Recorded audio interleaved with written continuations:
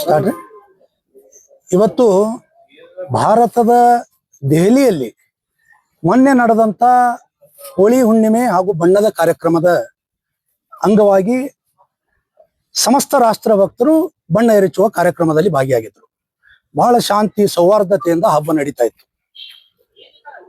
ದೆಹಲಿಯ ಒಂದು ಪ್ರದೇಶವಾದ ಉತ್ತಮ ನಗರ್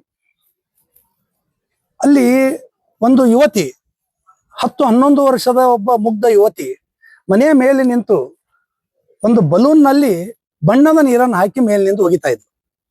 ಆ ಸಂದರ್ಭದಲ್ಲಿ ಅದೇ ಓಣಿಯ ಒಬ್ಬ ಮುಸ್ಲಿಂ ಮಹಿಳೆ ಬುರ್ಕಾ ಹಾಕೊಂಡು ಅಲ್ಲಿಂದ ಹೋಗ್ಬೇಕಾದ್ರ ಆ ಮ್ಯಾಲಿಂದ ಪುಗ್ಗ ಬಿದ್ದು ಅವಳಿಗೆ ಬಣ್ಣದ ನೀರು ಸಿಡಿತದ. ನಾನು ಕೇಳಲಿಕ್ಕೆ ಇಚ್ಛೆ ಪಡ್ತೀನಿ, ಏನ್ ಅನ್ಯಾಯ ಆಯ್ತು?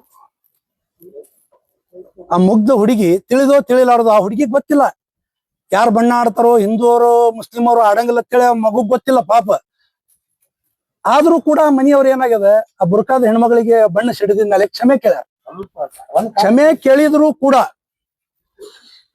ಎಂತ ಒಂದು ನಿರ್ದಯಿ ಜನ ಇರ್ತಾರಪ್ಪ ಈ ಭೂಮಿ ಮೇಲೆ ಅನ್ನೋದಕ್ಕ ಇದೊಂದು ಉದಾಹರಣೆ ಅಂತ ಹೇಳ್ತೀನಿ ನಾನು. ಆ ಮಹಿಳೆ ಹೋಗಿ ಸುತ್ತಮುತ್ತಲಿನ ತಮ್ಮ ಮನೆಯ ಹುಡುಗರಿಗೆ, ಸುತ್ತಮುತ್ತಲಿನ ತಮ್ಮ ಮುಸಲ್ಮಾನರ ಮತಾಂಧಿ ಭಾವನೆ ಇರುವಂತ ಕೆಲವು ಮುಸಲ್ಮಾನರಿಗೆ ಹೋಗಿ ಹೇಳಿದಾವ. ನಾನು ಇದರಲ್ಲಿ ಎಲ್ಲಾ ಮುಸ್ಲಿಮರು ಎಲ್ಲಾ ಹಿಂದೂಗಳು ಹೇಳಂಗಿಲ್ಲ.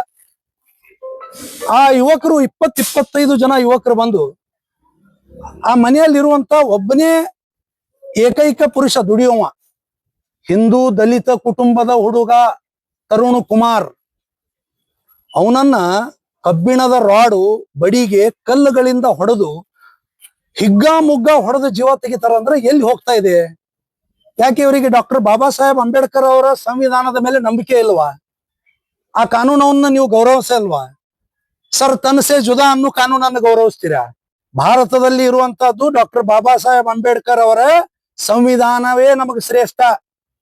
ಇಲ್ಲಿ ಶರಿಯಾ ಕಾನೂನು ನಡೆಯಂಗಿಲ್ಲ, ತಿಳ್ಕೊಂಡ್ಬಿಡ್ರಿ. ನಮ್ಮ ಧರ್ಮದ ಕಾನೂನುಗಳು ಗ್ರಂಥಗಳು ನಮ್ಮ ಮನೆ ಹೊರಸ್ಲದ ಒಳಗಿರ್ಬೇಕು. ಇವತ್ತು ನಾವು ಹೇಳ್ತಾ ಇದ್ದೇವೆ, ನಮಗೆ ನಮ್ಮ ಧರ್ಮ ಗ್ರಂಥದಕ್ಕಿಂತ ಇವತ್ತು ನಮಗ ಡಾಕ್ಟರ್ ಬಾಬಾ ಸಾಹೇಬ್ ಅಂಬೇಡ್ಕರ್ ಅವರು ಬರೆದಂತ ಸಂವಿಧಾನ ಧರ್ಮ ಗ್ರಂಥೇ ನಮಗ್ ಮುಖ್ಯ, ಸಂವಿಧಾನ ಗ್ರಂಥವೇ ಮುಖ್ಯ ಅಂತೇಳಿ.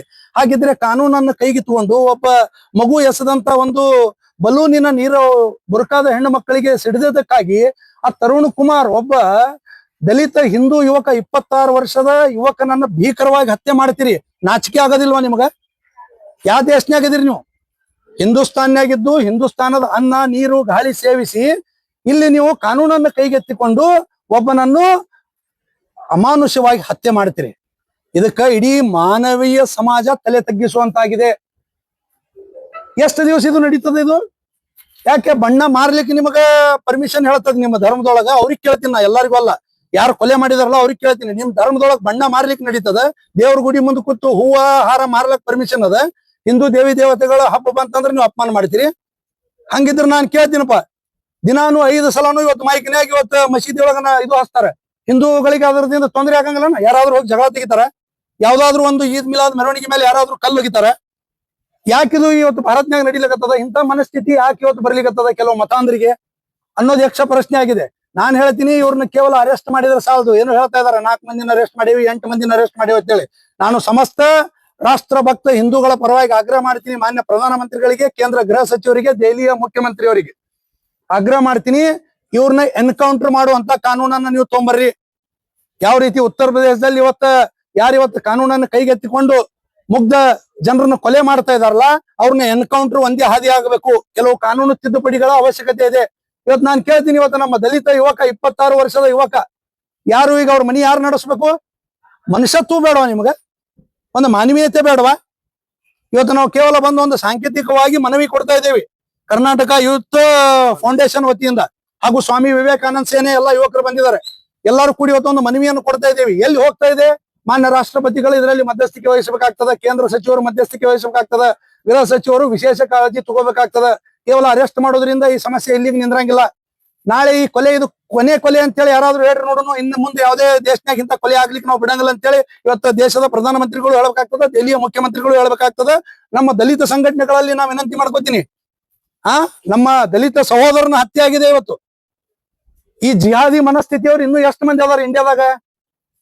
ನಾನು ಕೇಳಲಿಕ್ಕೆ ಇಚ್ಛೆ ಪಡ್ತೀನಿ. ಇವತ್ತು ಸಮಸ್ತ ರಾಷ್ಟ್ರ ಭಕ್ತರು ಇದನ್ನು ವಿರೋಧ ಮಾಡ್ಬೇಕಾಗ್ತದ. ಕೈಯಾಗ ಕಾನೂನು ತಗೊಂಡು ಐರನ್ ರಾಡ್ ತಗೊಂಡು ಅವನ್ನ 108 ಭಾಗಗಳಲ್ಲಿ ಹೊಡೆದು ಇವತ್ತು ಸಾಯಿಸ್ತಾರಂದ್ರೆ ಯಾಕೆ ಕಾನೂನು ಇಲ್ವಾ ಭಾರತದಲ್ಲಿ? ನಾಚಿಕೆ ಆಗಲ್ವಾ? ಇಂತ ಹೇಳಿ ಕೆಲಸ ಬಿಡ್ರಿ. ಒಬ್ಬ ಮನುಷ್ಯಾಗ 20-25 ಜನ ಕೂಡಿ ಹೊಡಿತೀರಿ. ಅವ್ನ್ ಜೋಡಿ ಇದ್ದಂತ ಸನ್ನಿ ಅನ್ನೋ ಹುಡುಗಗೆ ಸಿಕ್ಕಾಪಟ್ಟಿ ಗಾಯ ಆಗ್ಯದ. ನಾಚಿಕೆ ಆಗಂಗಿಲ್ಲ. ಇದೇನ ನಿಮ್ ಪೌರುಷ್ಟನ ತಿಳ್ಕೊಂಡ್ರಿ ಮತ ಅಂದ್ರು? ಕೇಳ್ತೀನಿ ನಾನು. ಬರ್ರಿ ಓ ಮಕ್ಳೇ, ಎದ್ರ ಬದ್ರ ಬರ್ರಿ, ಒಬ್ಬೊಬ್ರೇ ಬರ್ರಿ. ಒಬ್ಬನಿಗೆ 25 ಮಂದಿ ಹೊಡಿತೀರಿ, ನಾಚಿಕ್ ಬರಂಗಲ್ಲ. ಹೊಟ್ಟಿಗೆ ಅನ್ನನೇ ತಿಂತೀರ ಅಂತ ನಾ ತಿಳ್ಕೊಂಡಿನಿ. ನೀವು ಅನ್ನ ತಿಂತಿದ್ರಪ್ಪ ಅಂದ್ರೆ ಇಂಥ ಕೆಲಸ ಮಾಡ್ತಿದ್ದಿಲ್ಲ. ಅನ್ನ ಬಿಟ್ಟು ಬೇರೆ ತಿಂತೀರಿ ಅಂತ ಇಂಥ ಕೆಲಸ ಮಾಡ್ತೀರಿ. ಅದಕ್ಕೆ ಇದೊಂದು ಬಹಳ ಉಗ್ರವಾಗಿ ನಾವು ಖಂಡಿಸ್ತೀವಿ. ಇವರನ್ನ ತಕ್ಷಣ ಕಠಿಣ ಶಿಕ್ಷೆಗೆ ಒಳಪಡಿಸ್ಬೇಕಂತೇಳಿ ನಾನು ಸ್ವಾಮಿ ವಿವೇಕಾನಂದ ಸೇನೆ, ವಿಜಯಪುರ ಜನತೆ, ಕರ್ನಾಟಕ ಯೂತ್ ಫೌಂಡೇಶನ್ ಹಾಗೂ ಎಲ್ಲ ಹಿಂದೂಪರ ಸಂಘಟನೆಗಳಿಂದ ನಾನು ಮಾನ್ಯ ಜಿಲ್ಲಾಧಿಕಾರಿಗಳಿಗೆ ಇವತ್ತು ಮನವಿ ಮುಖಾಂತರ ಆಗ್ರಹ ಮಾಡ್ಲಿಕ್ಕೆ ನಾವು ಇಲ್ಲಿ ಬಂದಿದ್ದೇವೆ. ಕೇಂದ್ರ ಸರ್ಕಾರ ಯಾಕೆ ತಲೆ ವಹಿಸ್ತಾ ಇಲ್ಲ? ಯಾಕೆ ಬಹಳಷ್ಟು ಹಿಂದೂಗಳ ಮೇಲೆ ಈ ತರ ಆಗ್ತಿದೆ? ನರೇಂದ್ರ ಮೋದಿ ಅಂತಾರಲ್ಲ, ಯಾಕೆ ನರೇಂದ್ರ ಮೋದಿ ಅವ್ರು ಕೇಳ್ಬೋದಾಗಿತ್ತಲ್ಲ? ನಾನು ಹೇಳ್ತೀನಿ, ಇವತ್ತು ಕೇವಲ ಸರ್ಕಾರಗಳು ಮಾತ್ರ ಇದರಲ್ಲಿ ಪಾತ್ರ ವಹಿಸಿದ್ರೆ ಸಾಲದು, ಜನಾನು ಜಾಗೃತ ಆಗ್ಬೇಕಾಗ್ತದ. ಇವತ್ತು ನಾ ಸಮಸ್ತ ರಾಷ್ಟ್ರಭಕ್ತ ಹಾಗೂ ರಾಷ್ಟ್ರಭಕ್ತರಿಗೆ ಹಿಂದೂ ಸಮಾಜಕ್ಕೆ ಒಂದು ಕರೆಯನ್ನು ಕೊಡ್ತೀನಿ ತಮ್ಮ ಮಾಧ್ಯಮದ ಮುಖಾಂತರ. ಕೇಂದ್ರ ಸರ್ಕಾರ ಜೋಡಿ, ರಾಜ್ಯ ಸರ್ಕಾರಗಳ ಜೋಡಿ, ಪೊಲೀಸ್ ಇಲಾಖೆ ಜೋಡಿ ನಾವು ಕೈ ಜೋಡಿಸ್ಬೇಕಾಗ್ತದ. ಕೈ ಜೋಡಿಸೋದಂದ್ರ ಅರ್ಥ ಏನು? ಯಾರು ಇವತ್ತು ಭಾರತ ತೆರೆ ತುಕಡೆ ಹೊಂಗಿ ಅಂತಾರೋ, ಯಾರು ಭಾರತದಲ್ಲಿದ್ದು ಭಾರತ ತೆರೆ ತುಕಡೆ ಹೊಂಗಿ ಅಂತಾರೋ, ಯಾರು ಇಲ್ಲಿ ಅನ್ನ ನೀರು ಗಾಳಿ ಸೇವಿಸಿ ಭಾರತ ಮಾತೆಗೆ ಅಪಮಾನ ಮಾಡ್ತಾರೋ, ಯಾರು ಒಂದೇ ಮಾತ್ರ ಹಾಗೂ ರಾಷ್ಟ್ರೀಯ ಗೀತೆ ಜನಗಣಮನಕ್ಕ ಅಗೌರವ ತೋರ್ತಾರೋ, ಯಾರು ಇವತ್ತು ಪೊಲೀಸರ ಮೇಲೆ ಹಲ್ಲೆ ಮಾಡಿ ಪೊಲೀಸ್ ಸ್ಟೇಷನ್ ಬೆಂಕಿ ಹಚ್ತಾರೋ, ಯಾರು ನಮ್ಮ ದೇಶ ಕಾಯುವ ಸೈನಿಕರ ಮೇಲೆ ಕಲ್ಲೊಗಿತಾರೋ, ಇವ್ರ ಜೋಡಿ ಎಲ್ಲಾ ನಮ್ಮ ರಾಷ್ಟ್ರ ಭಕ್ತರು ವ್ಯವಹಾರ ಮಾಡೋದು ಬಂದ್ ಮಾಡ್ಬೇಕು. ಇವರಿಗೆ ಆರ್ಥಿಕ ದಿಗ್ಬಂಧನೆ ಹಾಕ್ಬೇಕು. ಅಂದಾಗಿಂತ ಜಿಹಾದಿಗಳಿಗೆ ಬುದ್ಧಿ ಬರ್ತದೆ. ಕೇವಲ ಸರ್ಕಾರಗಳು ಮಾಡೋದಲ್ಲ, ಸರ್ಕಾರಗಳಿಗೆ ನಾವು ಆಗ್ರಹ ಮಾಡ್ತೀವಿ ಬರೇ ಇವ್ರನ್ನ ಎನ್ಕೌಂಟರ್ ಮಾಡ್ರಿ ಅಂತೇಳಿ. ಇವತ್ತ ಹಿಂದೆನೂ ಆಗ್ಯಾವ, ಹಿಂದಿನ ಸರ್ಕಾರನಾಗೂ ಆಗ್ಯಾವ, ಈ ಸರ್ಕಾರನಾಗೂ ಆಗ್ಯಾವ. ಸ್ವಲ್ಪ ಪ್ರಮಾಣ ಕಡಿಮೆ ಇರ್ಬೋದು. ಇವತ್ತ ಸಾಕಷ್ಟು ಇವತ್ತು ದೇಶ ವಿರೋಧಿಗಳ ಮೇಲೆ ಆಕ್ಷನ್ ಆಗ್ತಾ ಇದೆ. ನಾನು ಹೇಳ್ತಾ ಇದ್ದೀನಿ, ಇದರಿಂದ ಹಿಂದೂ ಮುಸ್ಲಿಮರೊಳಗೆ ಜಗಳ ಹಚ್ಚು ಕೆಲಸ ಕೆಲವರು ಮಾಡ್ಲಿಕತ್ತಾರ. ಇವ್ರಿಗೆ ವಿದೇಶದಿಂದ ಫಂಡಿಂಗ್ ಆಗ್ಲಿಕ್ಕತ್ತದ. ಇವತ್ತು ರಾಷ್ಟ್ರ ಭಕ್ತ ಮುಸಲ್ಮಾನರು ಇದರಿಂದ ಜಾಗೃತ ಆಗಬೇಕು. ಇವತ್ತು ಎಲ್ಲಾರು ಓಪನ್ ಆಗಿ ಹೇಳ್ಬೇಕಾಗ್ಯದ. ಒಂದು ಬಹಿರಂಗ ವೇದಿಕೆ ನಿರ್ಮಾಣ ಮಾಡಿ ಹೇಳ್ಬೇಕಾಗ್ಯದ. ಬಹಿರಂಗವಾಗಿ ಇವತ್ತು ಸಭೆ ಸಮಾರಂಭಗಳಲ್ಲಿ ಹೇಳ್ಬೇಕಾಗ್ಯದ. ನಾವು ಬಾಬಾ ಸಾಹೇಬ್ ಅಂಬೇಡ್ಕರ್ ಅವರು ರಚಿಸಿದಂತ ಸಂವಿಧಾನ ಒಪ್ಕೋತೀವಿ. ನಮ್ಮ ಧರ್ಮ ಗ್ರಂಥಕ್ಕಿಂತ ನಮಗೆ ಸಂವಿಧಾನ ಮುಖ್ಯದ ಅಂತ ಹೇಳೋದು ಹೇಳ್ಬೇಕಾಗ್ಯದ. ಅದಕ್ಕೆ ನಾನು ಆಗ್ರಹ ಮಾಡ್ತೀನಿ, ಈ ದೇಶದ್ರೋಹಿಗಳ ಕಡೆ ಸಮಸ್ತ ರಾಷ್ಟ್ರ ಭಕ್ತರು ಎಲ್ಲಾ ಹಿಂದೂಗಳು ವ್ಯವಹಾರ ಮಾಡೋದು ನಿಂದ್ರಿಸಿ ಇವರಿಗೆ ಆರ್ಥಿಕ ದಿಗ್ಬಂಧನ ಹಾಕಬೇಕು. ಅಂದಾಗ ಮಾತ್ರ ಇವರಿಗೆ ಬುದ್ಧಿ ಕಲಿಸಲಿಕ್ಕೆ ಸಾಧ್ಯ. ಬರೀ ಕೇಂದ್ರ ಸರ್ಕಾರ ರಾಜ್ಯ ಸರ್ಕಾರ ಮೇಲೆ ರಾಜಕಾರಣಿ ಮೇಲೆ ನಾವು ಹಾಕೊಂಡು ಕೂಡುದಲ್ಲ. ನಾವು ಇವತ್ತು ಭಾರತೀಯ ನಾಗರಿಕರಾಗಿ ದೇಶಭಕ್ತರಾಗಿ ನಮ್ದು ಕೂಡ ಕರ್ತವ್ಯ ಅದ. ಇದನ್ನ ಅರ್ಥ ಮಾಡಿಕೊಳ್ಳುವಂತ ಕೆಲಸ ಇವತ್ತು ಪ್ರತಿಯೊಬ್ಬ ನಾಗರಿಕರಲ್ಲಿ ಆಗಬೇಕಾಗಿದೆ. ಇಂಥ ದೇಶದ್ರೋಹಿಗಳ ಜೊತೆ ವ್ಯವಹಾರ ಮಾಡೋದನ್ನು ಇವತ್ತಿನಿಂದ ಬಂದ್ ಮಾಡ್ಬೇಕಂತೇಳಿ ತಮ್ಮ ಮೂಲಕ ನಾನು ಕರೆಯನ್ನು ಕೊಡ್ತಾ ಇದ್ದೀನಿ.